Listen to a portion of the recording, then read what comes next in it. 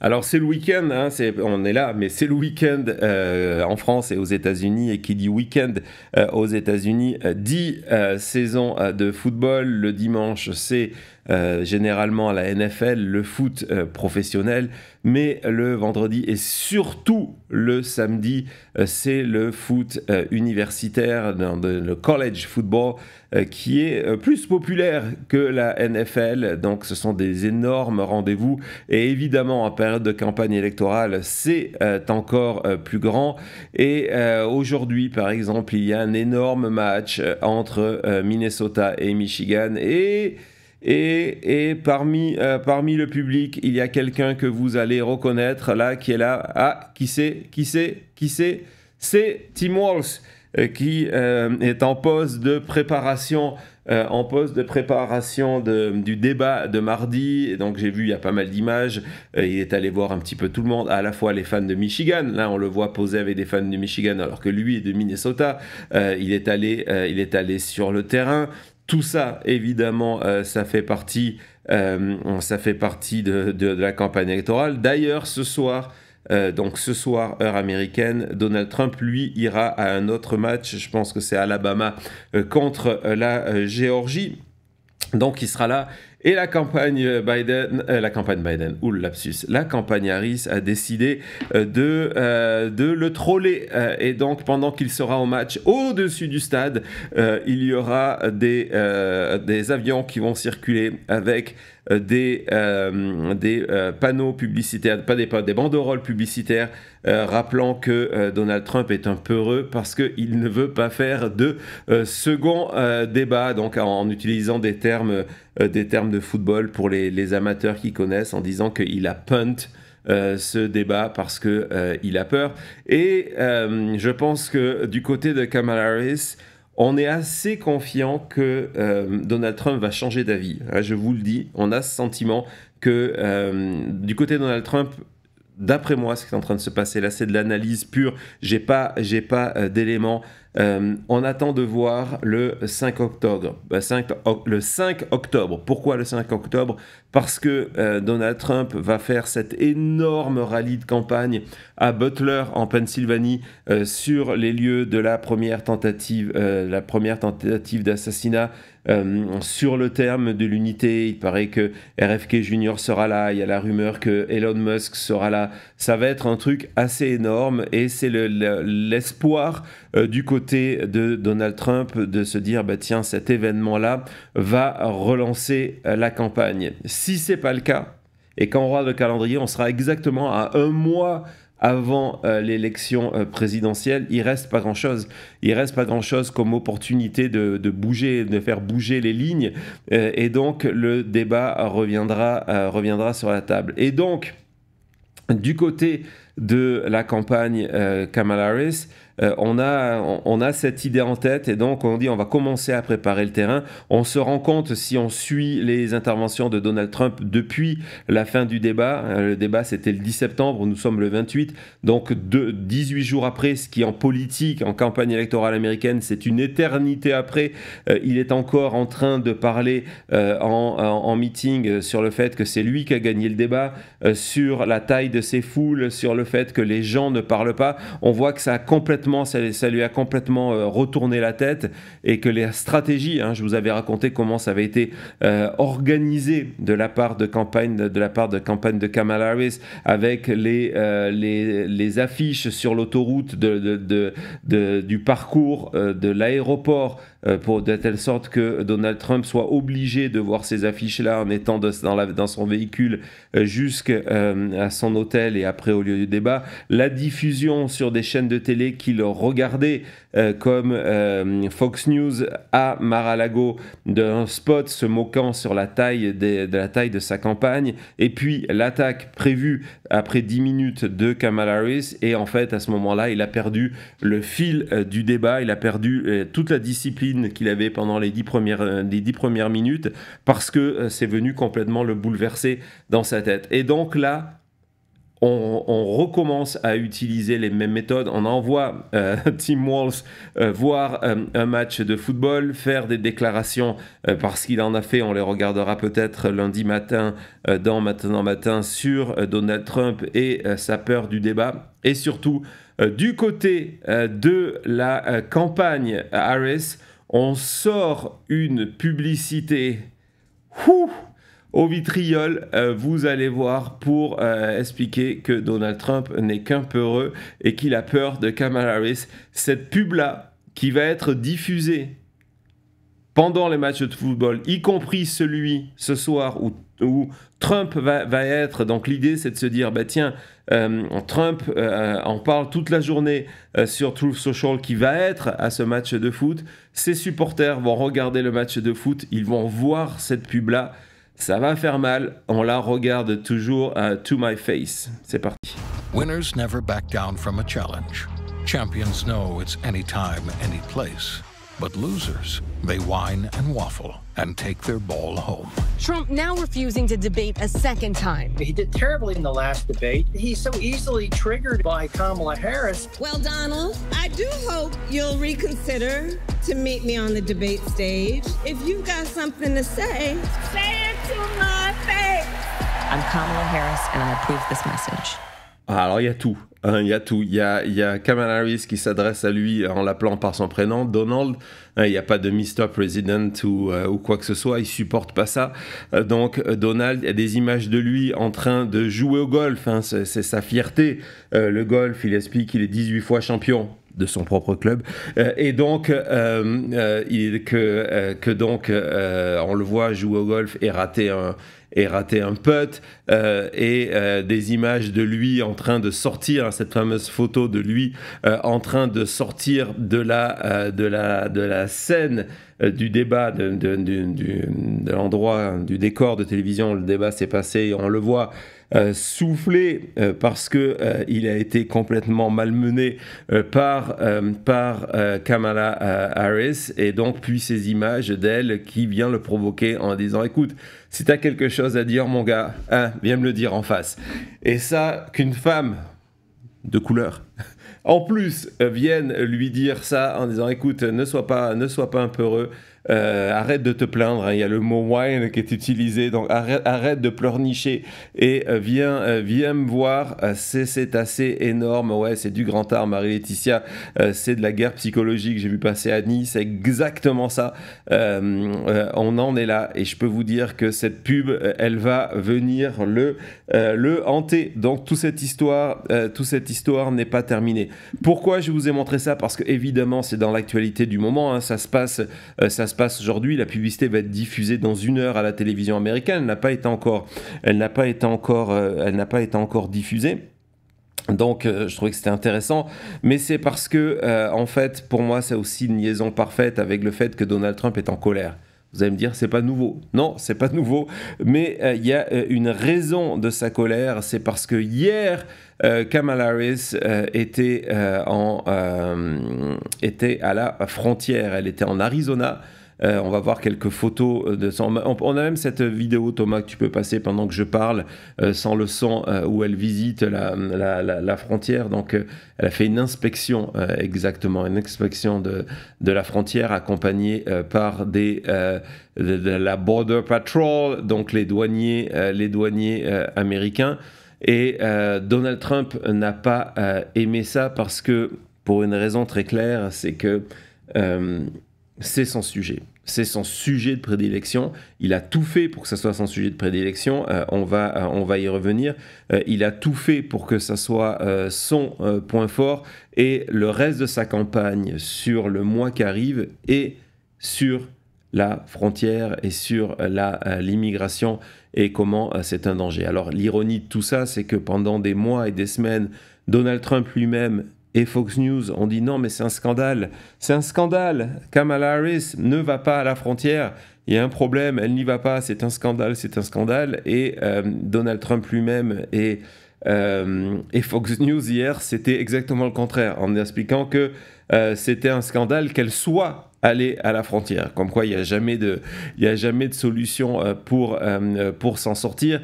Et donc, quand je vous dis que Donald Trump, il n'apprécie absolument pas que Kamala Harris aille sur sa chasse gardée, je vais vous montrer un extrait de discours de Donald Trump lui-même, qui est là à la veille de ce voyage-là.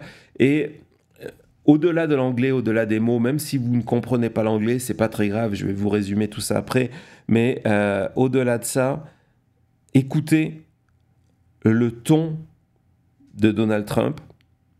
Si vous êtes habitué à regarder des extraits de campagne de Donald Trump, des discours de campagne, ça n'a rien à voir avec d'habitude. On sent qu'intérieurement, il a de véritables difficultés avec le fait que Kamala Harris ait pris cette initiative-là. On écoute tout de suite Donald Trump. The architect of this destruction is Kamala Harris. When you look at the 4 years that have taken place after being named border czar, Kamala Harris will be visiting the southern border that she has completely destroyed, from what I understand, tomorrow. Why would she go to the border now, playing right into the hand of her opponent? I mean, you take a look at this, why would you do that? There can be no justification for what she's done. There's nobody saying, oh, gee, she's done a fabulous job. She's done the worst job probably in the history of any border, not just our border. On voit qu'il est tellement perturbé par ce moment-là. Il a même du mal à reprendre son souffle, ça s'entend, mais il n'arrive même pas à se retrouver dans ses notes. Et il y a cette espèce d'incohérence qui n'est pas la même incohérence d'habitude, où il part dans toutes les directions. On a eu encore un exemple que je pense cette fois-ci, on va vraiment vous montrer lundi matin à 8h dans Maintenant Matin, où il a répondu au Michigan sur une question sur son plan économique. Vous allez voir, c'est complètement fou. Mais là, on sent qu'il a du mal à respirer, il a du mal à parler d'elle, il n'arrive pas à mener une phrase à fond. Et voilà, on est en train de me voler,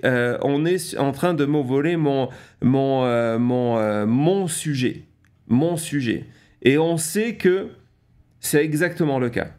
On sait qu'il y a quelques mois, lorsque Joe Biden était candidat à ce moment-là, c'était avant que Kamala Harris soit là, il y a eu tous ces efforts menés par la campagne, par le gouvernement de Joe Biden, d'avoir une loi bipartisane sur la frontière.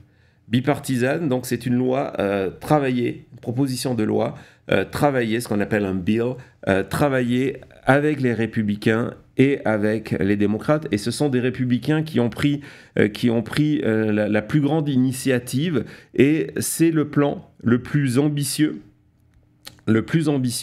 mis en place par un gouvernement américain par rapport à la crise migratoire au niveau de la frontière. Je vais vous raconter très rapidement dans les détails pourquoi c'est le plan le plus ambitieux, et de telle sorte que la Border Patrol, qui pourtant apporte son soutien à Donald Trump de manière générale, et pour cette élection-là, avait validé le texte de loi en disant que c'était la meilleure chose qui puisse être fait, parce que ça passait par de l'augmentation de moyens humains. Et ce qui était très intéressant dans ce bill-là, dans ce texte de loi, c'est que c'était un mélange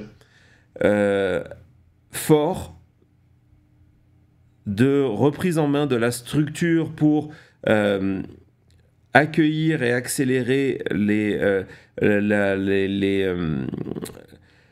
accélérer le sort des migrants qui pouvaient légalement être aux États-Unis, entre autres sur ces questions des fois de rapprochement de famille, mais de l'autre côté, toute une partie de répression, de protection de la frontière, qui était extrêmement forte. On voyait que ça venait du camp républicain.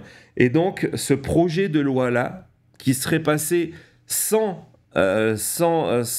aucune difficulté et qui aurait permis à l'administration Biden de disposer d'encore plus de moyens sans passer par un executive order. Finalement, ils ont été obligés de passer par un executive order. Et pourquoi c'est plus faible de passer par un executive order? Parce qu'un executive order, c'est un espèce de passage en force qui fait qu'on risque d'avoir, ce qui est le cas des associations ou des district attorneys qui décident d'attaquer en justice le district order. Quand c'est l'executive order. Quand c'est une loi, c'est différent. Et donc, ce texte de loi qui serait passé sans problème, Donald Trump a mis son veto dessus. Il ne souhaitait pas que ce texte de loi passe parce qu'il avait besoin que la frontière reste un problème pour, à l'époque, Joe Biden, en tout cas pour les démocrates, en octobre. Donc on y arrive, hein, c'était peut-être sa surprise d'octobre. En octobre 2024, en se disant, bah tiens, si il y a des images fortes de passages de milliers d'illégaux à la frontière, etc., on se rappelle que Elon Musk, pour soi-disant tester les capacités de streaming vidéo de X, hein, pour la première fois, et puis il n'y en a pas une deuxième d'ailleurs, pour la première fois, il est allé faire du streaming à Eagle Pass, donc au Texas, dans ce point de passage d'immigrés clandestins, et donc il y avait vraiment cette volonté-là. Et là, ce qui est intéressant, c'est que c'est devenu évidemment un argument de campagne de Kamala Harris. Elle a dit d'ailleurs à Donald Trump lors du débat que c'était lui qui avait empêché, donc il reproche en permanence qu'il n'y a pas de politique, il n'y a pas de solution, et donc elle lui avait dit, mais des solutions, il y en avait, un plan, il y en avait, et pour votre intérêt personnel, vous l'avez interdit. Donc évidemment, en ce moment, Fox News essaye de corriger ça, évidemment, de nous dire que non, mais en fait, pas du tout, Donald Trump le voulait. Et donc, je vais vous montrer un petit montage fait par un compte internet que je vous conseille qui s'appelle Decoding Fox, qui a mis l'un après l'autre cette vidéo il y a 2 jours, lorsque Kamala Harris était à la frontière de Fox News pour expliquer que Donald Trump n'y est pour rien. Et ensuite, les moments où Donald Trump lui-même reconnaît que oui, il ne voulait pas que ce texte passe. On regarde ça tout de suite. She's underwater on 2 issues, on the economy, closing the gap a little bit, and on immigration. And every time she talks about immigration, she brings up 2 things. Number one, that border bill, the bipartisan border bill that she says would have revolutionized everything. Outside the Border Patrol agents that would have added, she almost knows nothing else about it. And there's huge holes in it, and it wasn't Donald Trump that stopped it. It was various Republicans that weren't on board with it. They knew nothing about it, and they weren't going to let any amendments go through. And the ongoing crisis at the southern border is a top issue for voters this year as well. And this morning, both President Biden and former President Trump are weighing in again on the bipartisan immigration deal working its way through the Senate. NBC's Aaron Gilchrist is traveling with the president in Columbia, South Carolina. Aaron, good morning. Willie, good morning to you. Senate negotiators have been inching closer to a border security deal after months of work here, but it could all unravel with former President Trump urging Republicans not to do a deal, prompting talk about blocking an agreement so that voters can blame President Biden for its failure and credit Mr. Trump with getting a deal if he wins the election. Now, the former president embracing the fallout, really, for his attempts to sabotage the deal. I noticed a lot of the senators are trying to say respectfully they're blaming it on me. I said, that's okay, please blame it on me, please, because they were getting ready to pass a very bad bill.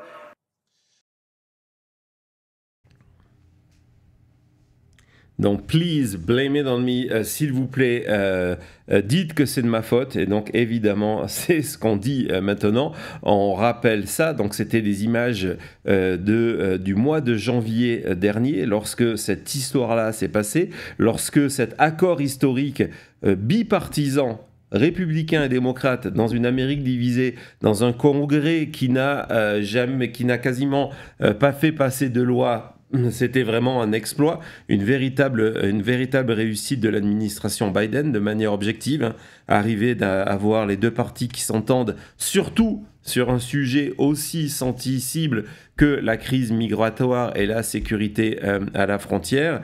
Et donc ça, c'était au mois de janvier. Le deal n'est jamais passé, la loi n'a jamais été signée, elle n'a jamais été présentée parce que, on vous le dit, c'est Donald Trump qui a décidé de saboter cette loi-là parce que ça lui le mettrait en position compliquée aujourd'hui. Au moment de la campagne, il ne pouvait plus dire que, attendez, mais ils ne font rien. S'il y avait eu une loi au mois de janvier dernier qui aurait eu des effets immédiats, pendant toute cette campagne. Donc, résultat, Kamala Harris, elle, a décidé d'aller à la frontière. On a des images, mais on a aussi quelques photos de cette expansion en Arizona. Elle a prononcé 2 discours où elle a pris une position qui est révolutionnaire du côté démocrate. Du côté démocrate, jusqu'à présent, il y avait 2 positions sur la frontière. La première, c'est on ne parle pas des problèmes migratoires, de passages illégaux à la frontière en termes de protection.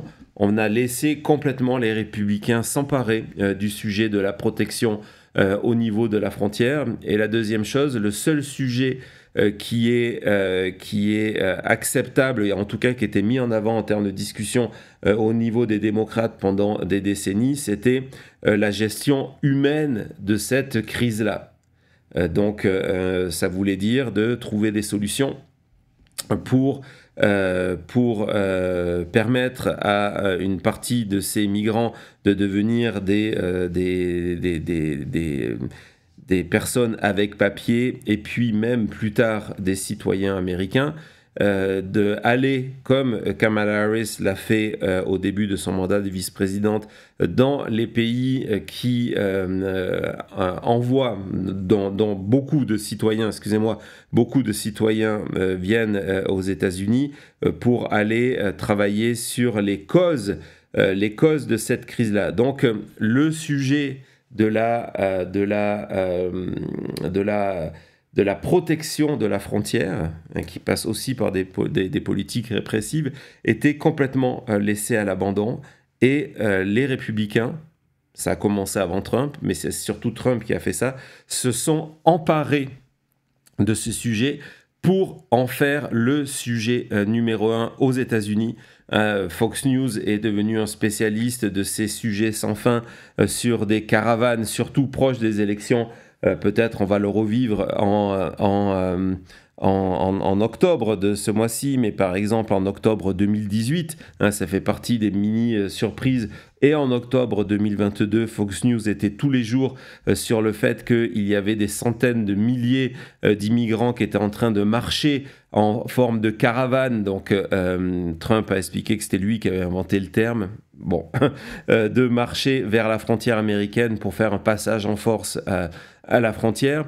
Lorsque vous allez interroger aujourd'hui, et Claire d'ailleurs, vous en avez parlé, petite parenthèse, on devait avoir Claire aujourd'hui avec nous qui est dans le Michigan, et elle est obligée de rester une journée de plus sur le terrain. Elle va assister aujourd'hui à un meeting à Dearborn avec Robert F. Kennedy Jr. Donc on va réorganiser ça dans les prochains jours. Elle vous présente ses excuses, mais aujourd'hui ce n'est pas possible. Et donc Claire, vous avez demandé vous avez raconté que lorsque on va dans n'importe quel état des États-Unis, loin, très très loin de la frontière, comme dans l'Ohio, la première chose dont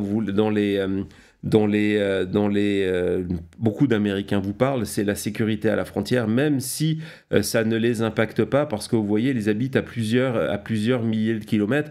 C'est comme si vous, en France, par exemple, vous êtes en France et vous allez expliquer que ce qui vous inquiète, c'est quelque chose qui se passe au Portugal, en gros, hein, pour que vous compreniez l'idée de grandeur. Et donc, à force, l'abandon de ce sujet par les démocrates a permis aux républicains d'être les seuls à se positionner là-dessus. Évidemment, la crise du fentanyl, allez voir l'émission qu'on a fait avec Benjamin Cyr sur la crise du fentanyl, ça touche ces problèmes-là. La crise de fentanyl a fait que la frontière est devenue encore un sujet plus important et il y avait un vide côté démocrate. Et depuis des années, des spécialistes de la communication politique, y compris des républicains qui maintenant ont quitté le camp Trump, tapaient à la porte des campagnes des démocrates en disant « c'est un sujet que vous devez aborder » parce que non seulement il vous éloigne avec l'électorat blanc américain, mais, et c'est plus intéressant, et on va regarder ce sondage-là, il vous éloigne, il vous fait perdre aussi une partie de l'électorat latino. On voit que Donald Trump fait un très bon score avec l'électorat latino. Près de 40% de l'électorat latino vote pour Trump. On voit qu'après, il y a des différences selon leur religion. C'est extrêmement intéressant. C'est que c'est inversé à 100% si c'est des protestants ou des catholiques. Pourquoi ce bon score? Et c'est un petit peu ce que je disais hier ou avant-hier lorsqu'on me demandait ce qui allait se passer au niveau des votes de la communauté haïtienne par rapport à ça. Pourquoi ce bon score alors que Trump insulte depuis 2015, la première chose qu'il a dit en descendant son fameux escalator à la Trump Tower à New York, c'était le fait que les Mexicains étaient des violeurs. En fait, ce sont des thèmes qui portent jusque dans la communauté mexicaine parce que pour l'immigrant qui veut s'intégrer et qui considère que maintenant il est un Américain de première et de deuxième génération, cette nouvelle vague d'immigration pose un problème et ils ont peur que ça se reflète sur eux en disant regardez, à cause de cette nouvelle vague d'immigration, nous qui sommes là depuis 1 ou 2 ou 3 générations, qui sont des hispaniques mais qui sont américains avant tout, on en paye les prix. Et la première fois qu'on s'en est vraiment rendu compte, c'est justement lorsqu'on regarde la data, de se rendre compte que dans énormément de villes frontières du Texas où il y a une énorme communauté hispanique, des bons scores de 1 de républicains et de démocrates qui, eux, au niveau local, tenaient ce discours de fermeté par rapport à la frontière. Et donc, ça fait des années que des spécialistes en politique, des spécialistes de la communauté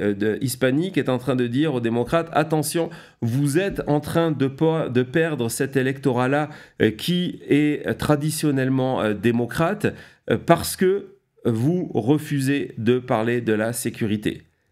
Et donc, hier, et c'est un discours qui restera extrêmement important, qui, je peux vous garantir, sera repris par extrait dans des spots publicitaires et qui j'ai regardé ça hier, était en direct sur Univision. Univision, c'est la chaîne aux États-Unis, qui est 100%, qui diffuse 100% en espagnol. C'est la chaîne pour les communautés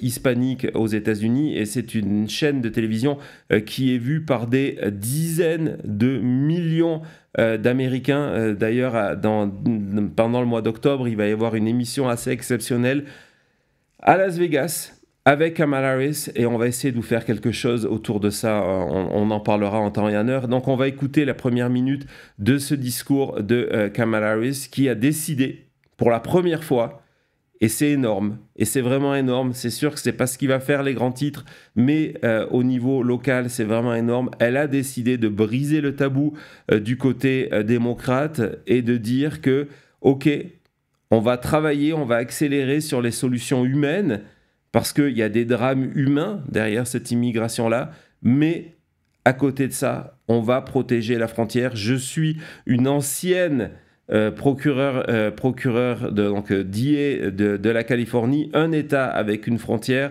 Je connais cette problématique-là et je vais assurer votre sécurité. Donc, elle a repris des thèmes chers à Donald Trump. On regarde tout de suite Kamala Harris. And let me be clear. I reject the false choice. I reject the false choice that suggests we must either choose between securing our border or creating a system of immigration that is safe, orderly, and humane. We can and we must do both. We must do both.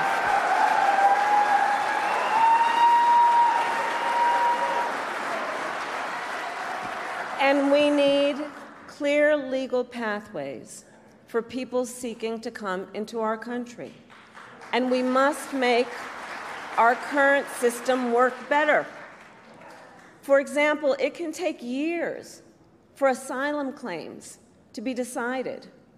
Well, this is a problem we can solve, including by hiring more asylum officers and expanding processing centers in people's home countries. And as president, I will work with Congress to create, at long last, a pathway to citizenship for hardworking immigrants who have been here for years. For years. And deserve to have a system that works. I also have in mind our dreamers. I have met with so many of our dreamers throughout my career. They who have grown up in the United States, were educated here, pay taxes here, serve in our military, and contribute to our communities every day. They are American in every way. But still, they do not have an earned pathway to citizenship. And this problem has gone unsolved at this point now for decades. The same goes for farm workers, who ensure that we have food on our tables and who sustain our agricultural industry. And they too have been in legal limbo for years because politicians have refused to come together to fix our broken immigration system. Well, as president, I will put politics aside to fix our immigration system and find solutions to problems which have persisted for far too long. For far too long, we have all known this is not working as it can and as it should. Alors ce discours-là, c'est un véritable changement de paradigme. Hein. C'est peut-être le discours le plus important de la campagne de Kamala Harris. C'est pas le débat, c'est pas celui qui va avoir le plus d'attention médiatique, mais c'est un discours fondateur qui lui permet de concilier donc ces demandes. Elle le dit, bon déjà vous avez évidemment remarqué le discours, elle est derrière un podium où Thomas me le faisait remarquer, où il y a le seal de vice-président, donc il y a le côté vraiment officiel, hein. On voit le Vice President of the United States, donc déjà ça lui donne cette image complètement présidentielle. Derrière, évidemment, les bandes rouges et blanches du drapeau américain. Et puis, donc, dès l'entrée de son discours, elle insiste 2 fois en disant « Mais pourquoi on oppose cette idée de se dire « Ok, il faut trouver des solutions humaines pour des véritables défis en termes d'immigration » et évidemment, elle va les détailler un peu plus tard, on va en parler de 1 ou 2 qui sont extrêmement importants, et de l'autre, la sécurité de tous les Américains, y compris d'ailleurs de ces migrants qui deviennent des citoyens américains, et en disant « we must do both », et elle insiste 2 fois « we must do both », c'est vraiment son message, on doit faire les deux, on remarquera aussi qu'après elle parle énormément de la situation des Dreamers. Les Dreamers, ce sont et elle est dit, ce sont des Américains, d'ailleurs j'allais dire, ce sont des Américains, les Dreamers, ce sont ces enfants qui sont arrivés. À l'époque, ils étaient enfants avec leur famille, donc de manière illégale aux États-Unis lorsqu'ils avaient 2 ou 3 ans, qui ont grandi aux États-Unis, qui se sont intégrés complètement dans la société. Elle donne l'exemple de certains d'entre eux qui ont lancé des affaires, que tous aujourd'hui payent des impôts, parce que c'est un petit peu ça aussi qui est particulier aux États-Unis, c'est le fait que vous payez des impôts même si vous êtes illégal. Donc ils payent des impôts, ils sont intégrés, ils ont la possibilité, et ils le font très souvent. Il y a énormément de Dreamers qui passent par l'armée américaine, parce qu'ensuite, ça leur permet, par exemple, d'accéder via le GI Bill à des études. On dit, voilà, ce sont des Américains. Et pourtant, ça fait 20 ans que la situation des Dreamers, les politiques n'avancent pas dessus. On doit avancer dessus. Pareil pour les ouvriers agricoles qui, aujourd'hui, ce sont eux qui apportent les fruits et les légumes sur la table des Américains. Et ces gens-là vivent depuis 10, 20, 30, 40 ans dans des situations illégales. Et pourtant, ils sont employés légalement, ils payent des impôts, etc., etc. Et donc, ensuite, plus tard dans son discours, elle va parler évidemment aussi de la crise du fentanyl et donc des efforts qui sont faits pour l'empêcher. C'est vraiment le sujet de l'émission qu'on a fait avec Benjamin Cyr. Et donc voilà, donc c'est un moment qui est extrêmement important. Et du côté de Kamala Harris, le but, donc je pense, déjà, il y a une sincérité de programme. Et le but, c'est évidemment pas de se dire que elle veut que dans 10 jours ou dans 3 semaines, que les électeurs américains pensent que sur la question migratoire, sur la question de la frontière, sa réponse est mieux équipée que celle de Donald Trump. Elle sait que ce n'est pas possible, même si hier, alors qu'on lui reproche en permanence le contraire avec cette espèce de traitement complètement fou où on demande en permanence plus à Kamala Harris mais rien à Donald Trump, la réalité c'est, à part des phrases de choc et des slogans, c'est quoi le programme Donald Trump sur la frontière? Personne ne le sait, personne ne lui demande, ça n'a jamais été exprimé. Alors que du côté de Kamala Harris, elle est venue hier donc en Arizona présenter un véritable plan, mais elle sait que dans la réalité, la perception, ce n'est pas un discours qui va changer la perception des électeurs américains. Ça fait des années que en 2016, il a été élu grâce à cette question-là de la sécurité à la frontière. Donald Trump, il fait sa campagne là-dessus. Fox News, depuis des années, creuse encore plus ce fossé entre républicains qui égale sécurité, démocrates égale laxisme. Donc elle sait très bien qu'elle ne va pas passer devant Donald Trump. Mais il suffit, dans l'opinion, qu'elle gagne quelques points dans ce sujet-là, qu'elle arrive à gagner quelques points dans le vote hispanique, on en est là aujourd'hui, pour faciliter par exemple une victoire en Arizona, qui est un état clé, on a vu tout à l'heure. Donc c'est vraiment un moment important, et quand on revient au début du sujet et quand on entend cette espèce de ton de Donald Trump, vous comprenez pourquoi.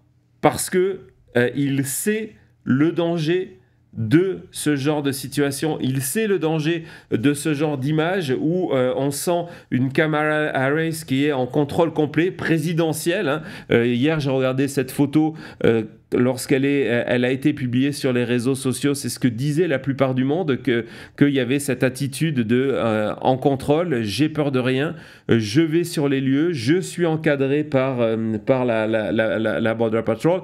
Et donc évidemment, Donald Trump, je vais vous donner un exemple d'une de ses réactions sur Truth Social. Il n'a pas arrêté. Je peux vous dire que dans les prochains jours, ça va être son obsession et ça va être son sujet de prédilection dans ses discours, en disant mais en gros c'est une honte. Pour qui elle se prend? C'est de sa faute. Elle a laissé la frontière ouverte pendant 4 ans. Tout ça évidemment est faux.